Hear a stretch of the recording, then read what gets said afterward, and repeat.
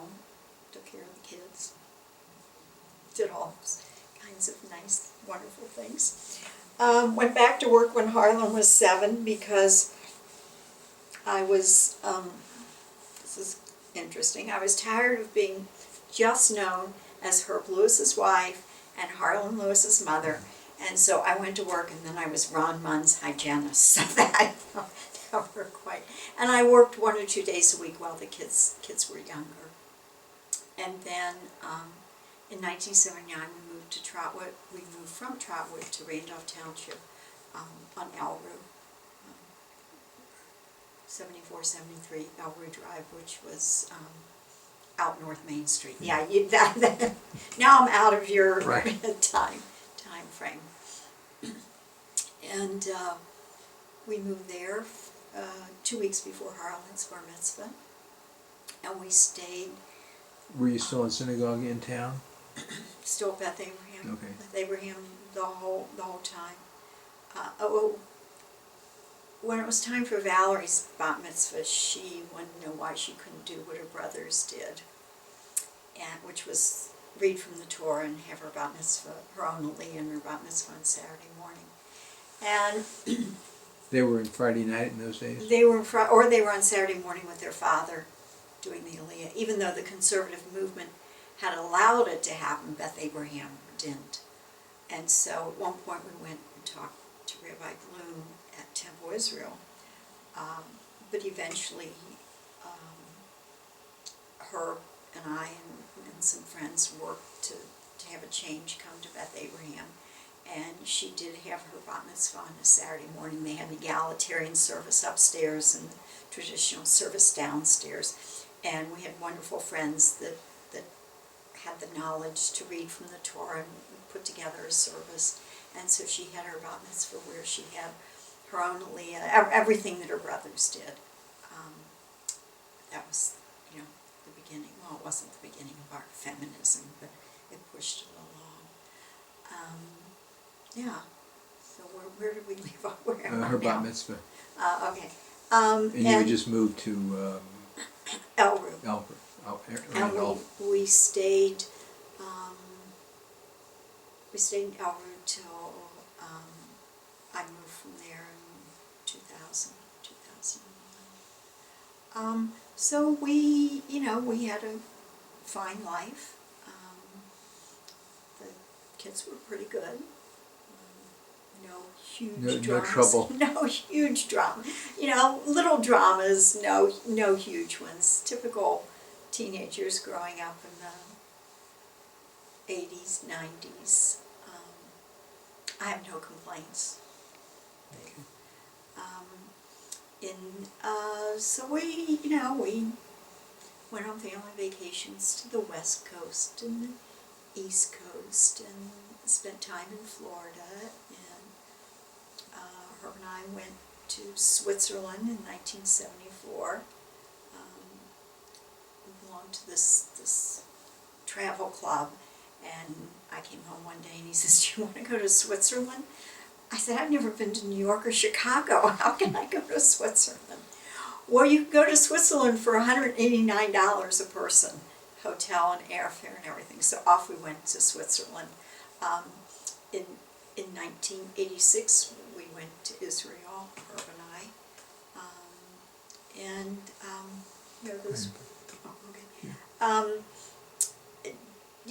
There's lots more that I can tell. I don't know how much time I have, so I will skip ahead.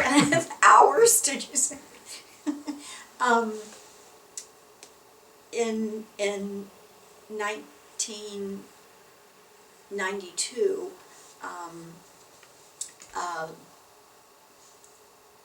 there were some things where Herb was acting different, and it turned out that he was diagnosed with a brain tumor. We had gone to California. He wanted to go to a seminar in preparation for his retirement. While he was out there, it became evident that something was clearly wrong with him. And his cousin Harvey Friedman, who's an MD in California, and his wife Dina, we were staying with them. And they insisted that Herb go to the hospital. and he was diagnosed with a brain tumor. This was January of '93. And Crazy Beverly, who wanted to protect everybody from everything as Harvey's coming out of the room after Herb was having the MRI. And he said, well, he has a brain tumor. And I said, well, can he just have surgery and we not tell him what it's for? Grow up, girl, grow up. So we came back to Dayton, and he had surgery by John Margolis, who Herb had taught in religious school at Temple. John was like 42 when he did the surgery on Herb, 40 maybe. He came through it fine, did radiation, chemotherapy, and researched it until he finally made a decision that he was comfortable with. And then things were good. You always had that in the back of your mind that someday it would return. Do you know what kind of tumor it was? It was an oligodendroglioma. Yeah. Originally, they thought it was lymphoma, and then the report came. We were sitting with the radiologist when he said it was an oligodendroglioma, and I think that was when I grew my cojones, to quote someone in my life. We were sitting there, and he just said, oligodendroglioma, and I said, excuse me, can you spell that for me? Because I started taking notes. And he says, O-L, I mean, just quite condescending to me. And he spelled it for me, and I repeated it. And after a few weeks, I could just say it the way he did, oligodendroglioma. It was a huge learning experience for me, a huge learning experience, because Herb did everything, and I was fine with Herb doing everything. I really didn't care about a lot of things. You want to buy this car? Fine. It's 4 wheels? No problem. So you had a comfortable life. I had a comfortable life. Right. I mean, it wasn't like I was struggling inside because I wanted this, I had these ambitions, and I wanted to say the kind of car I wanted. No, it was a car. It was a nice car. Fine. Just because I thought it was ugly, it had a great engine in it. What was I? And through his illness, I became a different person. I was forced into this role that I sort of grew to like, because I had to.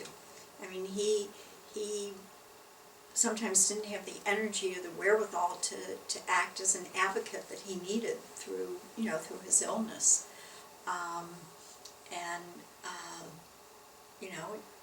It fell on me to be the one that talked to the insurance companies, that got through to people, because he was fighting the illness. Were the kids living at home at this time, or had they gone to?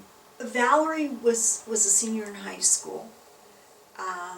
Richard had graduated from college, and he was home till he found a job. So they were at home, and that was, like I said, Herb and I were out in California, and I had to call home. So I called my sister and, asked them. I don't remember whether they went up to the house, because Richard, I guess, was staying with Valerie, whether they went up to the house or, but I think they did, and then I called and told him, that we thought we were coming back rather than staying in San Francisco and having the surgery out there. It was, it was a tough, it was a tough time. No illness like that is not tough. But it was a huge growing period for me and for the kids. I said that I wouldn't have changed a moment of the experience that I had. I wish I hadn't had it, but you can't, that doesn't work. I certainly became more independent. The kids saw what it was like to deal with illness, and they learned that it's okay to say, I don't know what to say, but I'm thinking of you. They learn who were your real friends and who weren't. They, I think, saw me pull strength from where I had no idea it was there. And I was fortunate that I didn't have to work a full-time job, that I was healthy, and we could travel this journey together, without needing a lot of assistance with daily living and stuff like that. I also, going back, my father died when I was 30, so I was the same age as Harlan and Richard, and I was a little bit older than Valerie when my father died. So, and that was devastating to me. I mean, I never thought I'd be happy again. And so I had an idea of what they were feeling, and I could guide them, but within their own feelings and thoughts. And, I told them I was happy again. I was never the same. I mean, there's a huge hole. The same way with my mother when she died, and I said to Valerie, I'm an orphan, and Valerie said, you're too old to be an orphan. But, Herb did fine for about 4 years, and then around the time of Harlan and Kelly's wedding, we found out that it had spread to his spinal column, and he fought. He had a wonderful physician in Cincinnati, Bob Albright, and Bob gave him his options, and Bob got compassionate use of a drug from Duke University and gave him 4 injections of chemotherapy. And when that didn't work, the next option was whole spine radiation, and Bob, 30% of the time it works. And Herb said, I'm going to do it. I'm not going to give up now. And it didn't work. But he was 59 when he died. We were married 36 years. It was a great 36 years and 3 wonderful children. And you have to take what you're given, and that's what we were given. I know that when you're that young and your father or parent dies, you struggle. I struggled. My dad died, but it was an amazing experience. And so what happened after that? What happened after that? Oh, Barry, you know what happened after that. After that, Cousin Chucky came into my life. And where did you meet him? Oh, I met him quite a few years ago. Well, I actually came to Dayton one time, and I was a little perturbed that we all had to go meet Cousin Chucky from Arizona, but I went. Was he actually a cousin or just a... He was a cousin. Oh, really? Chuck's father, Roy, and Herb's mother, Esther. I guess I should talk a little bit about Esther and Jake. Sort of skipped over that. Chuck's father, Roy, and Herb's mother, Esther, were one of 14 kids of the Janevsky clan, large family in Dayton, Ohio. And through the years, we had seen Chuck at some family reunions, and then Herb and I would go out he lived in Phoenix, Arizona, and we would go out, and sometimes, a couple times the kids went with us, and we were here for spring break, and then Herb and I went out and, we visit with Chuck and his girlfriend, Betty. And so, Cousin Chucky sort of came into my life after Herb died. And that was a surprise.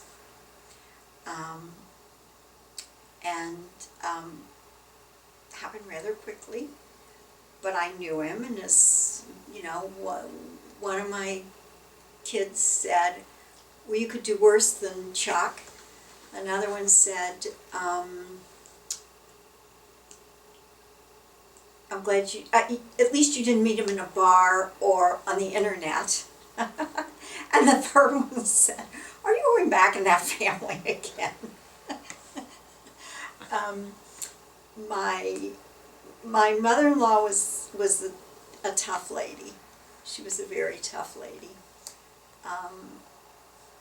She didn't criticize me, although I'm sure she wanted to sometimes. She didn't interfere, but she was a tough lady. My father-in-law was a peach of a guy, and they raised a wonderful son, and they were good people. But she came from this huge family, and Chuck was a cousin. And so Chuck and I got together, and he moved to Dayton, sold everything in Phoenix, and Herb and I, he used to talk about wanting to move to Caribou, Maine, and Herb and I thought he was crazy, not Caribou, Yeah. Caribou, Maine. Why would you leave Phoenix, which to us was like paradise, and particularly in March? Why would you leave Phoenix and go to Caribou, Maine? Well, because all I'd have to see there would be potatoes. Okay, Chuck. And that was Chuck. So he moved to Dayton, and he, after maybe a year or so in Dayton, he really missed Arizona. He didn't miss Phoenix, he missed Arizona. So we came down here, and we started spending the winters in Green Valley, where he bought a house down there, and Green Valley was like senior citizen, like camp for senior citizens. I mean, you could expand your mind, you could work on your body, you could do all kinds of different things. And so we probably came here, I don't know if it was 11 or 12, 13 winters. And then in December, Chuck had been starting to fail in March 2013. And we came back here in December of 13. We came back here on December 17th, and he fell on, I think it was the 23rd of December, and broke his hip, and had surgery in Tucson. And then he passed away on December 30th, 2013 in Tucson, which was a very big surprise to me, as opposed to Herb's death, which was all the loose ends were tied up and peace was made. And he was buried in Phoenix on January 2nd. That was tough. It was tough. It was a surprise. And as I said to somebody, I wasn't finished with him. I guess he was finished with me.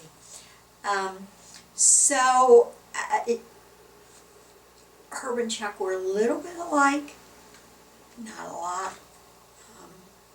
They were each unique personalities, and life Okay, has been so good. what made you decide to do this oral history? Well, my sister and brother-in-law and my brother all write, and I guess I just like to talk more than I like to write. And you had interviewed Chuck, I think it was in 2013, I Must think, have but been, yeah. before he went back to Dayton. And I thought, oh, I wish I lived in Tucson. So I wish I grew up in Tucson so Barry could do this with me. And then we talked about it, and you said, yeah, I'll do it. And I thought, this is perfect. I mean, I talked about, I've had books where, talk to your grandchildren, talk to your children. I filled out a book for Harlan for his 40th birthday. I haven't done it for Richard yet. Where it was,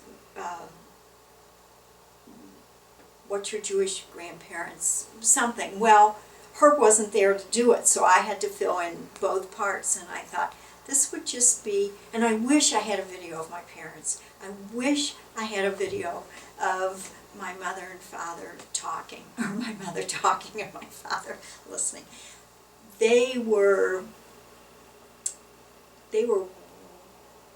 great parents. And I wanted to leave something for my kids and my grandchildren and great-grandchildren. While I could still remember a lot of the stuff that was going on. And I just remember the day talking to Eileen Warshaw, who used to be the executive director here, and I said to her when you were interviewing Chuck, I said, oh, I wish I grew up in Tucson so Barry could do this. She said, he'll do anybody, he'll do it. So this is something I've thought about for a very long time, and I'm very happy to have the opportunity to do it. I was looking for a plug. Oh, well, you got it. No. I am at the Jewish History Museum in Stone Avenue Temple, was it? Where actually Chuck went to religious school here. It was Temple Emmanuel. Temple Emmanuel then. And he went to religious school there, and that's how we met Barry. He came one day to show me his old religious school, and this guy comes to Barry can tell the story much better than I can. Chuck and I come up here. Barry, why don't you come here and tell the story? I just tell from behind the scenes. Okay. Chuck walks up to the door, and he kind of pulls on the door, and I saw it happening, and because we had clear windows then. And I said to open the door, and I said, you almost set off the alarm. He said, oh my God, I'm sorry. I said, but you're welcome to come in anyhow. He said, I've been here before. And I said, well, you're welcome to come in again. And he looks back, and there's a woman out there with a camera around her neck, which was you. Right. Who was you? Right. And you said, yeah, let's go in. And Chuck walked in, and he stands looking at the stars on the wall. And he said, nothing. So I said, do you have a name? He said, Chuck. And you said, tell me your whole name, Chuck Janevsky. And then I said, Chuck Janevsky, you moved here in the late 30s from Dayton, Ohio. And I honestly thought he was going to pass through the floor. And he immediately turned around and said, and this is Beverly Lewis. And I don't remember if they said Appleblatt or not. No, he wouldn't have said that. He wouldn't have said that. And I said, Beverly, wait a minute. And in my own mind, I said, and you grew up in Dayton also on Santa Clara Street. An orange four apartment place, and across the street from Stanley Frankowitz. And then you said, "Oh, I know who you are," and that was it. That was it. Right. And it was easy. It was easy. But hi, I'm Chuck. Yeah, when we talked Could you about, tell? and I asked him if he knew Martin, he said Martin's my cousin who lives in Atlanta, and then we chatted a while. Yeah. So, Yeah. and that's. And Carol and my wedding dress is here. And that's at the Jewish Tucson Jewish Museum. Jewish History. Jewish History Museum.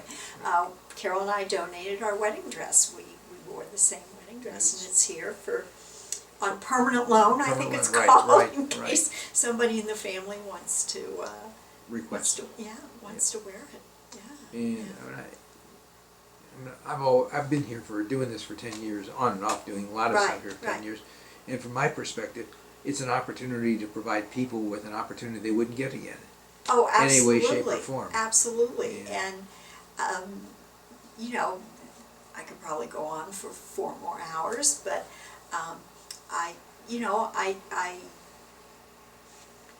I've had a wonderful life. I've had, it's been life. It's been life. You know, it's very nice to do a history from someone like you, because you're not ashamed to tell what your story was and your history was, and you're proud of it, obviously. Yeah. And you're smart enough to tell it, and your brain is still intact, and That's- which is a reality. You know, and you know, I mean, as part of my story, there's now another special person in my life. I pinch myself to think that I have been so fortunate, you know, to just have these experiences. And that's Bernard Barsky. But after Chuck died, it was very hard, and then Bernie came into my life, and somebody said, well, you must be moving on. And I said, you know, I'm not moving on. How can you move on from a good marriage and happy times and 3 wonderful children to then a 13, 14-year relationship with another good guy that, you know, life was different, but it was good. And now, you know, the third one. So I look at it as this big container, and I told this to a few people, this big container where I just keep adding on to it instead of moving on. And I have been very fortunate. You know, life is tough, and I've been thrown some curves. Curveballs. Huh? Curveballs. Curveballs, yes. Some curveballs. Hardballs, softballs, footballs. But it's been good, and I have wonderful, wonderful memories of a happy childhood. I had wonderful parents. Were they perfect? No. Did I get hit with a razor strap? Yes. You know, I had starting a love at 14 and a half, going on 36 years, and that was taken. You know, it's I didn't just dispose of. You know, those things were taken from me, and you have to make your way.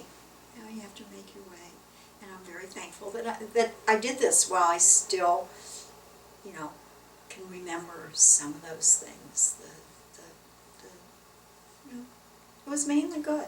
It's really interesting doing these histories, because what you see is, I think everybody, I mean, there's some people who don't look through their youth, particularly their youth, even though they've had bad times, because almost everybody that I've interviewed has had tough times, but they always saw the gold at the end of the rainbow. And it's kind of an interesting opportunity that I have to be able to sit here and conduct these things, if you will, and make them work out so that everybody likes them too. That's what's really nice. Yeah, well, that's, you know, it's just, it's interesting.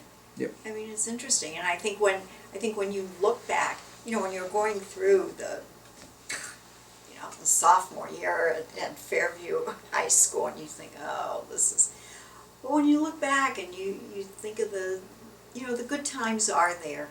The good times are there. Right.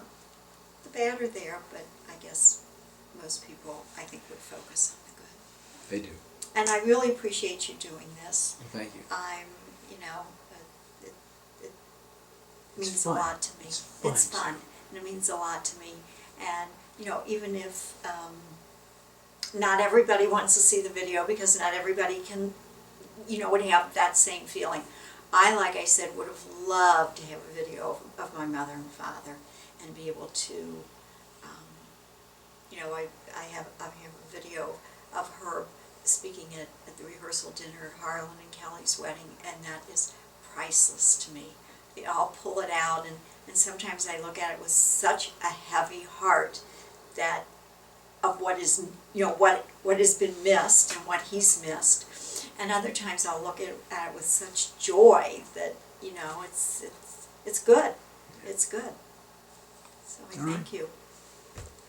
Thank you. This is the end. Okay. Of this discussion Oh, anyhow. this is, yeah, right. If I come back again, we can discuss more. Okay. Thanks, Barry.